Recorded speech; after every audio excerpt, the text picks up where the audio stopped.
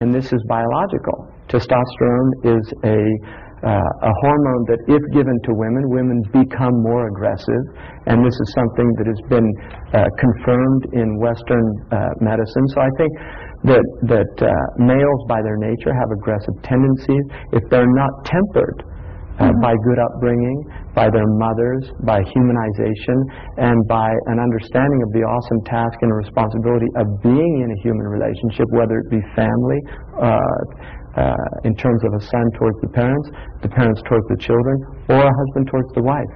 How do you think women internalize that? How do you think that Muslim women then manifest that in their roles today? Well, I think women all over, not just Muslim women are women that happen to have that adjective, that they belong to a faith, but they're first and foremost they're human beings. Correct. And so I think that you'll find throughout the planet, you will find very similar pathologies manifested by human beings.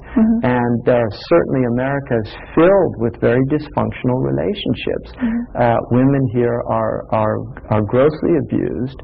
The number one cause of murder amongst women in the United States is from their husbands or their boyfriends. I mean, you see this. So I don't think you can say Muslims have any monopoly on the mistreatment of women. I think globally we have a problem. The problem in Islam occurs when Muslims do not adhere to the traditions of Islam, to the teachings of Islam, and vice versa. When they do adhere, you will see, in fact, extraordinary harmony occur in the human relationships, because very clear guidelines have been given in terms of gender relationships. So you're saying that Muslims have themselves to blame in a way that... First and foremost, yes. Absolutely. I mean, I think that what happens, because human beings, by nature we have certain flaws in our thinking, and that's why logic was traditionally taught as an actual science in order to redress flaws. One of the flaws of people is cause and effect. People will often mistake, because they see certain effects, they'll mistake the cause. It's difficult to determine real cause. Now, what will happen if you look at the Muslim world as a non-Muslim, when they look at the Muslim world and they see the dysfunctional nature of Muslim societies, they assume the cause is Islam. Whereas for a Muslim looking at the Muslim world and understanding his religion, he knows, in fact, the cause is the abandonment of Islam. It's the fact that these people are no longer practicing Islam. And so that's the important thing, is to understand that, you know, the Arabs have a beautiful principle in the science of bayan, which is one of the sciences of language. They say, al-hukmu ala shay'in far'un an tasawwurihi, that before we can judge a thing, we have to understand it in all of its variables. And we're filled with a world of prejudice. People are constantly prejudging. The average American will make remarks about Islam. They'll think that they're liberal, humanistic, unbiased, unprejudiced, and yet you ask them what they think of Islam. Oh, that's a stupid religion, it's a backward religion, it's oppressive to women. Have they ever read the Quran? No. Have they ever read a tradition of the Prophet Muhammad? No. So what are they basing that on? They're basing it on just observing Muslim societies. Well, if we observe Christian societies, have we seen turn the other cheek applied in the West in the last 2,000 years? Was turn the other cheek applied in Iraq? Right?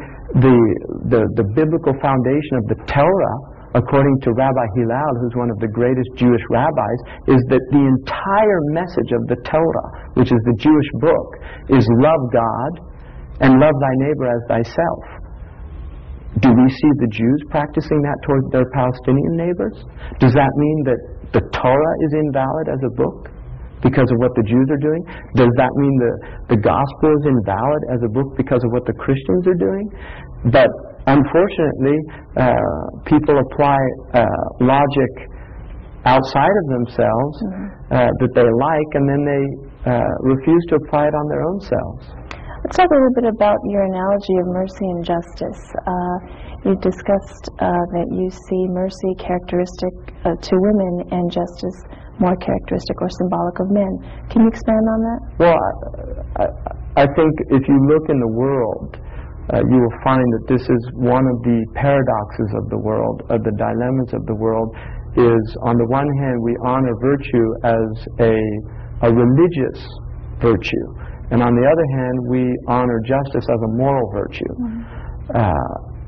If we look at mercy as a religious virtue, it's very difficult for us to have justice when we bring mercy into, as some say, like Shakespeare, that mercy must temper justice. In other words, be just, but have that mercy temper the justice to prevent it from becoming harm or becoming a harshness. In the Christian world, mercy is at the root of the Christian message, this idea of mercy. I think in Islam, the woman is the embodiment of mercy. The word in Arabic for mercy, rahmah, is derived from the word for womb. And so the understanding of the Muslims have always been that the source of mercy in the world is the womb. It is the womb. It's the blood bonds that bond us as Adamic people, that we're from Bani Adam, we're children of Adam, and therefore we should have compassion for all human beings, irrespective of their race, their creed, their color. And at the same time, we need to have justice in the world in order for for things to work in the marketplace. So my cosmological understanding in Islam is that a woman represents symbolically the virtue of justice in the world, and the man represents of mercy, and the man represents justice. And these are the two hands that God has given human beings, the left and the right hand, and they're to work together. This is how things are done in the world. So the relationship between men and women is a relationship that's complementary. It's not an equal relationship, and I think this is where people have a real problem, because equality is a mathematical concept. You don't find equality in the world. You find equality in mathematics. But as far as worship in Allah, equality is the same in His eyes as far as... No, there's no equality in worship, and I'll give you an example. Two people pray. One of them is sincere in his prayers and the other's not, but outwardly they looked exactly the same. They're not equal. And the Quran, for instance, says, are they equal? Those who know and those who don't know. They're not equal. We're not living in a world of equality, and I think this is one of the modern misconceptions of the world, this lie to try to create this so-called egalitarian society. There has never on this planet been an egalitarian society. Human beings are not equal. They're not equal in talent and gifts. The only place where they are equal is before the law. That is the only place. If a rich man and a poor man come before a judge, that judge has to treat them the same before the law. If a male or a female comes before a judge, that man must treat them equal before the law.